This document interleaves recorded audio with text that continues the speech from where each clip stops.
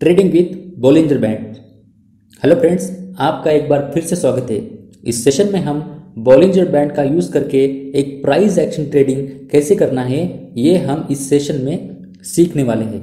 इस सेशन में हम बॉलिंजर बैंड की मदद से एम टॉप और डब्ल्यू बॉटम इस कॉन्सेप्ट को हम सीखने वाले हैं। तो एम टॉप और डब्ल्यू बॉटम क्या है? तो ये एक उस पर्टिकुलर टाइम फ्रेम में एक प्राइस एक्शन है। ये प्राइस ने फॉर्म किया गया एक पैटर्न है। तो इस पैटर्न को किस तरह से समझना है, क्या स्टेप हमें यहाँ पर लेने हैं, किस कंडीशन के साथ यहाँ ट्रेडिंग डिसीजन लेना है, ये सब हम इस सेशन में सीखने वाले हैं। डियर फ्रेंड, अगर आप पोजिशनल ट्रेडिंग करते हैं, इंट्राडे तो आप करते ही हैं, लेकिन आप एक very short term positional trading करना चाहते हैं तो आपको इंडिकेटर बेस्ड ट्रेडिंग नहीं करना चाहिए। इंडिकेटर आपका ट्रेड डिसाइडर नहीं होना चाहिए। इंडिकेटर एक क्राइटेरिया होना चाहिए। जैसे कि इन दो स्ट्रेटजी में आरएसआई और बॉलिंजर बैंड एक क्राइटेरिया है, ये ट्रेड डिसाइडर नहीं है। तो अगर आप शॉर्ट टर्म पोजिशनल ट्रेडिंग करना चाहते हैं तो आपको प्राइस एक्शन बेस्ड ट्रेडिंग को आपको सीखना पड़ेगा, समझना पड़ेगा।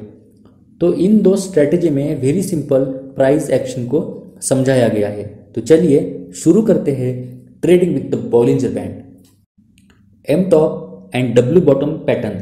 सबसे पहले हम एम टॉप को समझते हैं। M is the price action pattern, और अगर ये टॉप में फॉर्मेशन होता है तब हम इसे एम टॉप कहते हैं। जैसे कि यहाँ पे देखिए, प्राइस ऊपर जा रही है और top of the trend, top of the up move एक एम पैटर्न फॉर्म होता है। तो जो एग्जिस्टिंग ट्रेंड है वो रिवर्स होने के चांसेस यहाँ पे होते हैं। तो एम टॉप ये एक ट्रेंड रिवर्सल पैटर्न है, ऐसे भी हम यहाँ पे बोल सकते हैं। ठीक है, तो एम टॉप में क्या है? एम टॉप में एक लोअर लो प्राइस एक्शन पैटर्न है, और किसी भी डाउन ट्रेंड की शुरुआत एक लोअर लो प्राइस एक्शन पैटर्न से होती है। तो अगर हमें टॉप ऑफ द ट्रेंड अगर एम पैटर्न दिखाई देता है तो हम मान सकते हैं कि ये जो एग्जिस्टिंग ट्रेंड है वो अभी रिवर्स हो सकता है। तो यहाँ से हम शॉर्ट पोजीशन एंटर कर सकते हैं। ठीक है, आगे चलते हैं। W bottom. W is the price action pattern, और अगर ये बॉटम में फॉर्मेशन होता है तब हम इसे डब्ल्यू बॉटम कहते हैं। जैसे कि यहाँ पर देखिए, प्राइस नीचे जा रही है और बॉटम ऑफ द ट्रेंड एक bottom of the down move में एक डब्ल्यू पैटर्न फॉर्म होता है। तो जो ये एग्जिस्टिंग डाउन मूव है, डाउन ट्रेंड है, ये रिवर्स होने के चांसेस यहाँ पे होते हैं। तो डब्ल्यू बॉटम ये एक ट्रेंड रिवर्सल पैटर्न है, ऐसे भी हम यहाँ पे बोल सकते हैं। तो डब्ल्यू बॉटम में क्या है? डब्ल्यू बॉटम में एक higher high price action pattern है, और किसी भी अप ट्रेंड की शुरुआत एक हायर हाई प्राइस एक्शन के पैटर्न से ही होती है।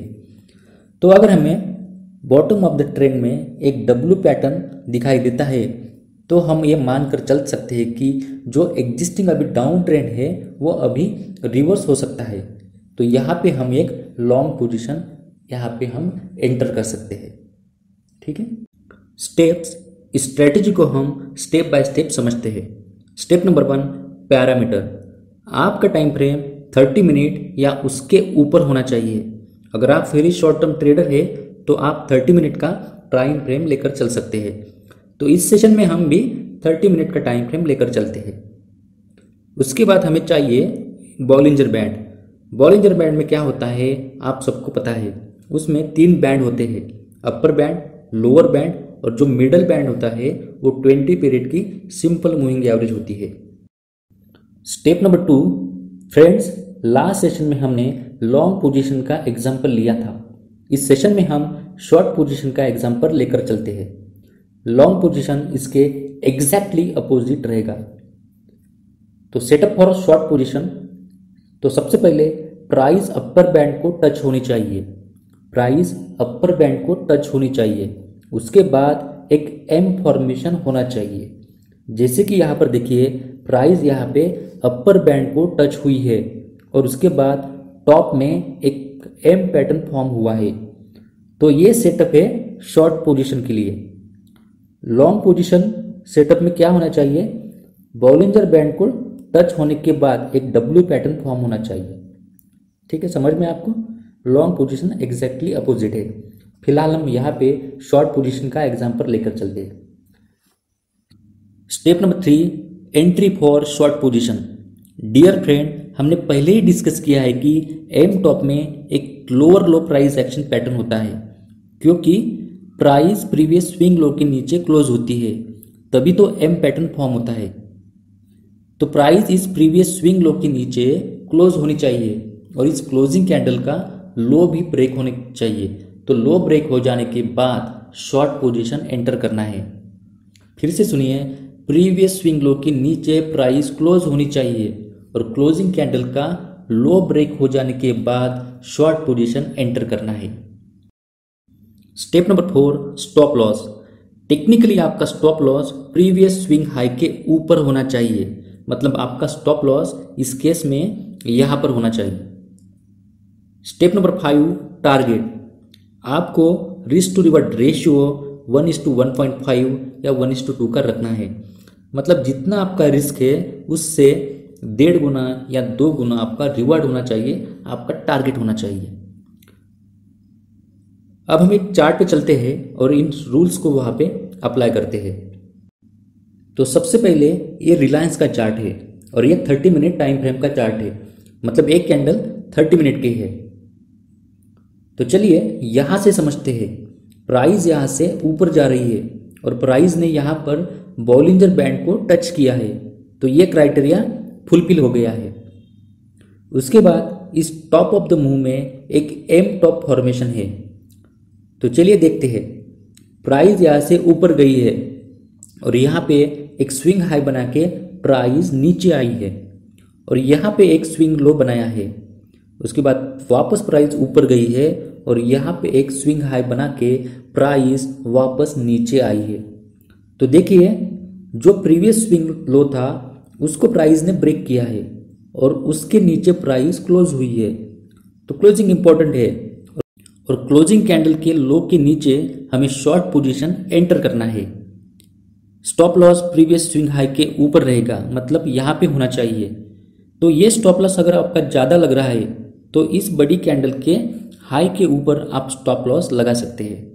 आपका टारगेट 1:1.5 या 1:2 का रिस्क टू रिवॉर्ड रेशियो आपको यहाँ पे रखना है।